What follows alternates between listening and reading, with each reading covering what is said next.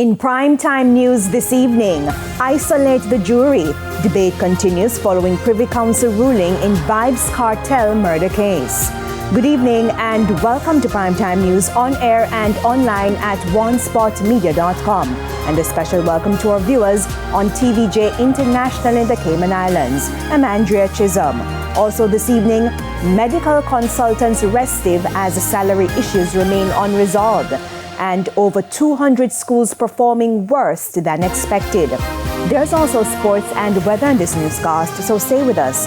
Details right after this break.